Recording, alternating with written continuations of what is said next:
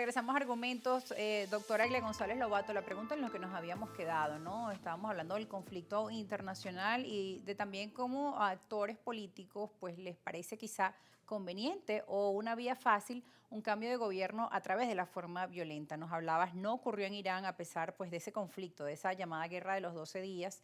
E incluso pues algunos veían como, bueno, van por Irán, ahora sigue Venezuela, es el momento del cambio de gobierno a través de esa vía, de la vía de la fuerza, pero la verdad es que los conflictos y las guerras no es lo mismo, como dicen por ahí, llamar al diablo que verlo llegar. Además que después de una guerra, lamentablemente lo que queda es destrucción, pérdidas de vidas, de inocentes, de humanos, como lo hemos visto lamentablemente en otros países. Y la verdad es que no queremos eso para nuestro país Venezuela, los que estamos aquí, los que vivimos aquí, los que de verdad amamos a nuestro país. Entonces uno se pregunta, wow, ¿qué lleva a que algunos líderes puedan pensar una solución tan extrema para lograr su objetivo, que es cambiar de gobierno?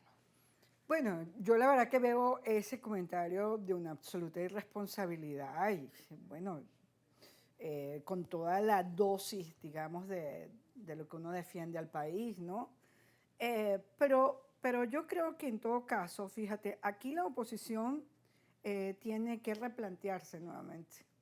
Va a tener que toda esa oposición que participó en las gobernaciones, que participó en las parlamentarias, que participa en las alcaldías, esa sociedad que quiere, digamos, que entiende que la vía de la negociación, del diálogo permanente, es la vía que tenemos para resolver los conflictos y para replantear incluso una transformación cultural en el país con una visión clara de que la democracia tiene una mutación global.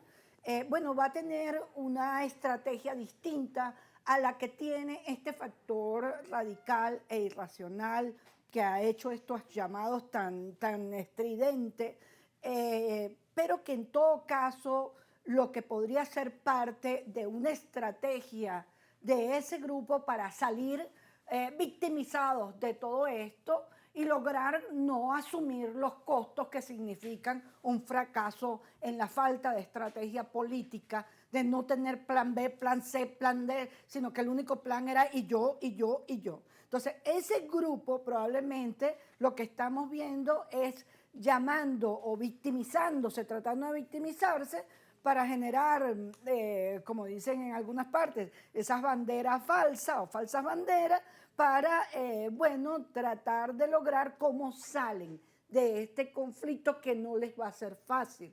Ahora uno siente, bueno, pero se les olvida cuál es el verdadero objetivo de la política. ¿Dónde queda la gente en todo esto? La gente que tiene tantos problemas y necesidades con el salario, con los servicios públicos, con el tema de la educación, el tema de la salud y los hospitales en nuestro país. Son los temas en los que queremos los ciudadanos que los dirigentes políticos pongan su atención.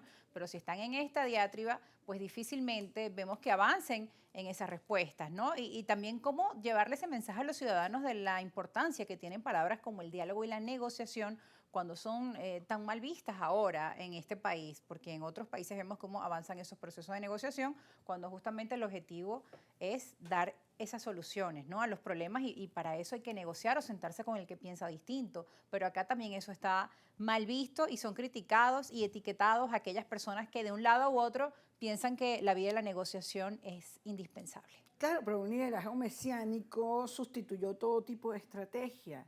Y lo que hay que decirle a la gente con muchísimo respeto y a riesgo de disgustar porque se le movió, a la gente se le hablaba de soluciones fantasiosas, mágicas, y no de la política. Y hay que decirle a la gente, hay que volver a la política. Y la política es precisamente esos puentes, esos caminos de encuentros con la gente. No solamente los círculos de políticos o de dirigentes políticos, sino en todos los niveles de la sociedad. Sí, el encuentro a la ciudadanía tiene que lograrse nuevamente y lamentablemente esos factores basta muy poco. Falta muy poco para saber cómo van a reconducir esos factores radicales, ese replanteamiento de su liderazgo que cada vez va más mermado. Igley, tú que también pues has hablado en pro de la participación ciudadana, el mensaje, ¿no?, para la población ante tantas falsas noticias o ante ese tema que tú mencionas, las llamadas soluciones mágicas.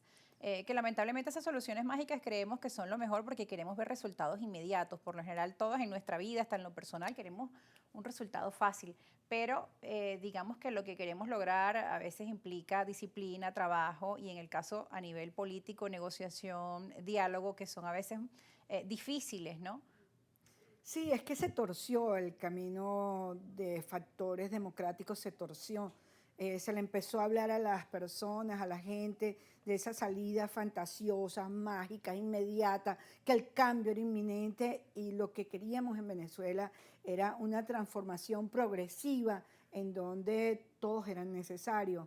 Aquí no veíamos de ninguna manera cómo podía un factor pensar a la sociedad sin un factor importante político que ha estado 25 años en el poder. Sí, eso era contrario a toda lógica. Entonces, decirle al ciudadano, participe, participe y si el voto tiene el voto, lo que pasa es que no hay una defensa que lo convenza de la importancia del voto. Usted puede tener muchas dudas, pero es la vía de la política. Mire lo que está pasando en el mundo. Es decir, hay que establecer mediadores cuando las cosas están muy complicadas. Hay que conversar, hay que hablar. Esa negación del otro, la inexistencia, ese exceso de arrogancia, eso nos ha hecho mucho daño.